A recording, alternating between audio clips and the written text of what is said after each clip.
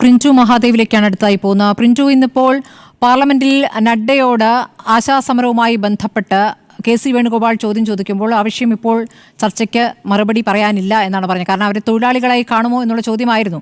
അതിനുശേഷം ഒരു ചോദ്യത്തിന് ഉത്തരമായി ചില കാര്യങ്ങൾ വരുന്നുണ്ട്. അങ്കണവാടി ജീവനക്കാരെ സ്ഥിരം ജീവനക്കാർ ആക്കണമെന്ന ഗുജറാത്ത് ഹൈക്കോടതി വിധിക്കെതിരെ കേന്ദ്രം അപ്പീലിന് പോവുകയാണത്രേ. അപ്പോൾ എന്താണ് നിങ്ങൾക്ക് ആശാവർക്കർമാരുള്ള സമീപനം? വെറുതെ സമര വേദിയിൽ വന്ന ഡാൻസും പാട്ടുമൊക്കെയായി നിന്നാൽ പോരല്ലോ. അങ്ങനെയല്ല. ഇതിനകത്ത് ആശാവർക്കർമാരുടെ സമരവുമായി ബന്ധപ്പെട്ടുകൊണ്ട് കേന്ദ്ര സർക്കാരിൻ്റെ നിലപാടുകൾ വളരെ കൃത്യമാണ്. ഇതിനകത്ത് നമുക്കറിയാം, ഇൻസെൻറ്റീവ് കാര്യവുമായി ബന്ധപ്പെട്ടാണ് ആശാവർക്കർമാർ ഉന്നയിച്ച പ്രധാനപ്പെട്ട ഒരു കാര്യം. ആദരണീയനായിട്ടുള്ള JP നദ്ദ പാർലമെൻറ്റിനകത്ത് കൃത്യമായിട്ട് മറുപടി കൊടുത്തിട്ടുണ്ട്. അതോടൊപ്പം തന്നെ NHMൻ്റെ സ്റ്റിയറിംഗ് കമ്മിറ്റി ഈ ആശാവർക്കർമാരുടെ അവരുടെ ഇൻസെൻറ്റീവ് വർദ്ധിപ്പിക്കാനുള്ള തീരുമാനം കേന്ദ്ര സർക്കാരിന് സമർപ്പിച്ചിട്ടുണ്ട്. അത് തത്വത്തിൽ അംഗീകരിച്ചുകൊണ്ട് ഈ പറയുന്ന ആശാവർക്കർമാരുടെ ഇൻസെൻറ്റീവ് വർദ്ധിപ്പിക്കുമെന്നുള്ള കാര്യത്തിൽ യാതൊരു സംശയവുമില്ല. ഇവിടെ ആശാവർക്കർമാർ നടത്തുന്ന സമരം ഇൻസെൻറ്റീവ് വർധന എന്ന് പറയുന്നതോടൊപ്പം തന്നെ അവിടെ ഓണറേറിയം വർദ്ധിപ്പിക്കുന്നതാണല്ലോ. ഈ ഓണറേറിയം വർധനവിനെ കുറിച്ച് പറയുന്ന സമയത്ത് കേന്ദ്ര സർക്കാരിലേക്ക് ഈ ചർച്ചയെ വഴിതിരിച്ച് വിട്ടുകൊണ്ട് കേന്ദ്രത്തിന്റെ പദ്ധതിയാണെന്നുള്ള ഒരു സ്ഥിരം CPMന്റെ ഒരു തന്ത്രത്തിനൊപ്പം തന്നെ ചില മാധ്യമ പ്രവർത്തകരും അതിനനുസൃതമായിട്ട് നിൽക്കുന്നുണ്ട്. നമ്മൾ മനസ്സിലാക്കേണ്ട പ്രധാനപ്പെട്ട ഒരു കാര്യം, ഓണറേറിയം എന്ന് പറയുന്നത് ഇവരുടെ അവകാശമാണ്. അത് കേരളത്തിൽ മാത്രമല്ല, മുഴുവൻ സംസ്ഥാനങ്ങളും ഓണറേറിയം കൊടുക്കുന്നുണ്ടല്ലോ. ഈ ആശാ വർക്കർമാരോട് അവരുടെ ജീവിത നിലവാരം ഉയർത്തുന്നതിന് ആവശ്യമായിട്ടുള്ള 21,000 രൂപ കൊടുക്കാം എന്ന് ആദ്യമായിട്ട് പറഞ്ഞതാണ് കേന്ദ്ര സർക്കാരല്ല, സംസ്ഥാന സർക്കാരാണ്. സംസ്ഥാന സർക്കാരിന്റെ പ്രകടന പത്രികയിൽ പറഞ്ഞ ഒരു വാചകത്തെ എടുത്തുകൊണ്ടാണ് ഈ പറയുന്ന ആദരണീയരായിട്ടുള്ള ആശാ വർക്കർമാർ ഈ സമരത്തിന് വന്നിട്ടുള്ളത്. അതോടൊപ്പം തന്നെ അവർ ഉന്നയിച്ചപ്പെട്ട ആവശ്യങ്ങൾ എന്താണ്? ആ ആവശ്യങ്ങൾ നമ്മൾ പറയുന്ന സമയത്ത് 21,000 രൂപ എന്ന് പറയുന്ന ആവശ്യത്തിനൊപ്പം തന്നെ അവർ സമരം ചെയ്യേണ്ട സാഹചര്യം നമ്മൾ മനസ്സിലാക്കണം. 3 മാസമായിട്ട് പണം ലഭിക്കാതെ അവരുടെ കുടുംബം പട്ടിണിയിലേക്ക് പോകുന്ന കേരളത്തിലെ പരിമിത സാഹചര്യത്തിലാണ് അവർ സമരത്തിലേക്ക് വന്നത്. ആ സാഹചര്യത്തെക്കുറിച്ചാണല്ലോ നമ്മൾ പറയേണ്ടത്. അതിനുശേഷമാണ് അവരുടെ ഡിമാൻഡുകൾ ഏതാണെന്നുള്ള കാര്യങ്ങളും ഈ സമരത്തിന് മുഖവും മാറുന്നത്. അപ്പൊ സത്യത്തിൽ ഇവർ അതിജീവനത്തിന്റെ പോരാട്ടവുമായിട്ടാണ് സമരത്തിന് വരുന്നത്.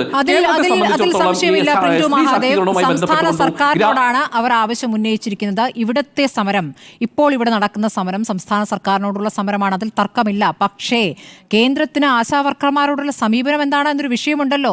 അത് ഇപ്പോൾ CPM ഇവിടെ ഉന്നയിച്ചാലും ഇപ്പോൾ ഇടത് സർക്കാർ നിങ്ങളാണ് അതിൽ തീരുമാനമെടുക്കേണ്ടതെന്ന് പറയുമ്പോഴും തൊഴിലാളികളായി അംഗീകരിക്കുക എന്നുള്ളതാണ് ആത്യന്തികമായി അടിസ്ഥാനപരമായി ചെയ്യേണ്ട ഒരു കാര്യം. അത് നിങ്ങൾക്കതിനോടുള്ള മനോഭാവം എന്താണ്?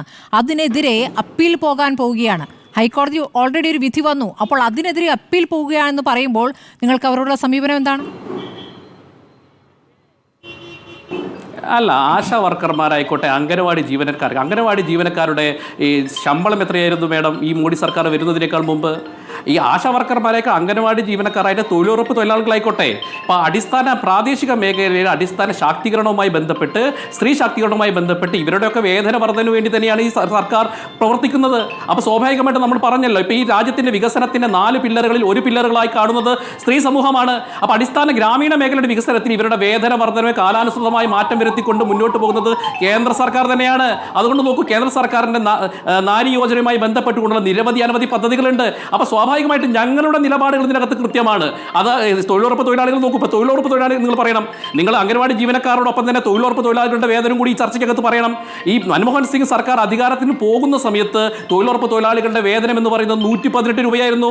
ഇന്ന് നരേന്ദ്രമോദി സർക്കാർ അധികാരത്തിലെത്തിയതിനു ശേഷം 318 രൂപയാണ് ഇന്ന് കേന്ദ്ര സർക്കാർ നൽകുന്നത്. അത് വലിയൊരു മാറ്റമല്ലേ നൽകുന്നത്? അതോടൊപ്പം തന്നെ ആശാ വർക്കർമാർക്ക് ഹോണറേറിയം സംസ്ഥാന സർക്കാരുകൾ നിർബന്ധമായി നൽകണമെന്നുള്ള കൃത്യമായിട്ടുള്ള ചട്ടം പറഞ്ഞത് കേന്ദ്ര സർക്കാരാണ്. നമുക്കറിയാമല്ലോ കോവിഡിന് ശേഷമുള്ള ഇവരുടെ ജോലി ഭാരം. അതോടൊപ്പം കേരളത്തിൻ്റെ പ്രത്യേകമായ ഒരു സാഹചര്യമുണ്ട്. കേരളത്തിൽ മറ്റുള്ള സംസ്ഥാനത്തെ ആശാ വർക്കർമാരുടെ തൊഴിലുമായി ബന്ധപ്പെട്ട് നിങ്ങൾ ചോദിച്ചു നോക്കുക. അവരൊരു ഡേ ടു ഡേ മുഴുവൻ സമയ പ്രവർത്തകരല്ല മറ്റൊരു സംസ്ഥാനത്തും. സ്വാഭാവികമായിട്ട് അവിടെയും ഈ ഇടതുപക്ഷത്തിൻ്റെ ആളുകൾ ഈ ഡേ ടു ഡേ ഓരോ ദിവസവും കൃത്യമായിട്ട് തൊഴിലിടങ്ങളിലേക്ക് പോകാത്ത ആശാ വർക്കർമാർക്കും കൂടി വലിയ രീതിയിലുള്ള വേതനം കൊടുക്കണമെന്ന് പറഞ്ഞുകൊണ്ടാണ് CIT അടക്കമുള്ള ആളുകൾ ബാക്കിയുള്ള സംസ്ഥാനങ്ങളിൽ സമരം ചെയ്യുന്നത്. ഇവിടെ നോക്കൂ, ഇവിടുത്തെ ആശാ വർക്കർമാർക്ക് മറ്റൊരു തൊഴിൽ പോകാൻ പാടില്ല എന്നുള്ള സർക്കുലർ ഇവിടെ ഇറക്കുന്നു. 10ഓളം നിബന്ധനകൾ ഇവിടെ വെക്കുന്നു.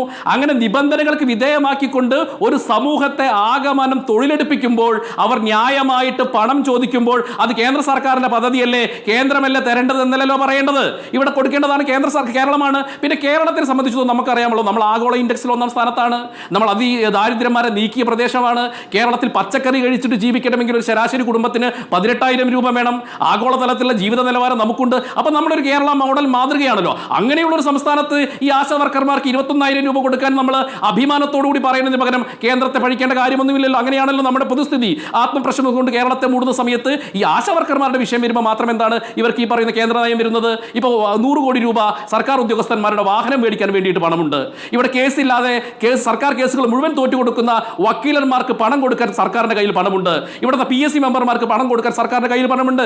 ഈ ആശാ വർക്കർമാരുടെ കാലം വരുന്ന സമയത്ത് കേന്ദ്രമാണ് എന്ന് പറഞ്ഞുകൊണ്ടുള്ള ഇരട്ടത്താപ്പ് കേരളത്തിലെ പൊതുസമൂഹം മനസ്സിലാക്കിയിട്ടുണ്ട്. ഇപ്പൊ നോക്കൂ, സത്യത്തിൽ ഈ രാഷ്ട്രീയ കാപട്യത്തിന്റെയും വഞ്ചനയുടെയും ആൾരൂപമായിട്ട് വീണ ജോർജ് മാറിയിരിക്കുകയാണ്. നമ്മൾ മനസ്സിലാക്കണം, നമ്മുടെ ഒരു ആഭ്യന്തരമന്ത്രി, ഒരു മന്ത്രി എന്ന രീതിയിൽ അവർ രാജിവെച്ചൊഴിയേണ്ട സമയം അതിക്രമിച്ചിരിക്കുന്നു. 2 ദിവസമായിട്ട് കേരളത്തിലെ പൊതുസമൂഹത്തെ ഏതൊക്കെ രീതിയിലാണ് അവർ വഞ്ചിക്കുന്നത്?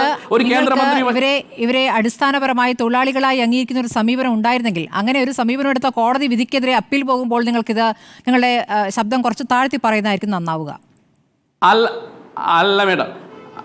അല്ല മേഡം, ഇതിനകത്ത് അംഗനവാടി ജീവനക്കാർ, ആശാ വർക്കർ ഈ പദ്ധതികൾ മുഴുവൻ ആരംഭിച്ചത് മൻമോഹൻ സിംഗ് സർക്കാരിന്റെ കാലഘട്ടത്തിലാണ്.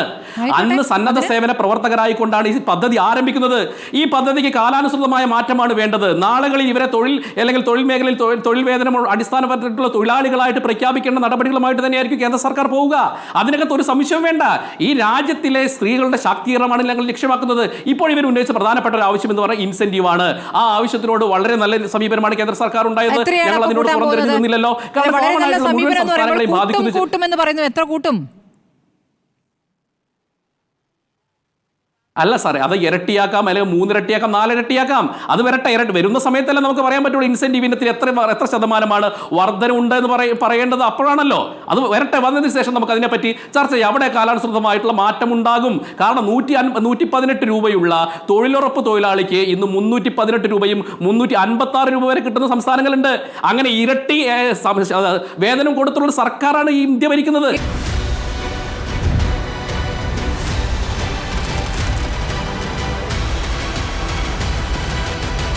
Debate with Smriti Parittikar.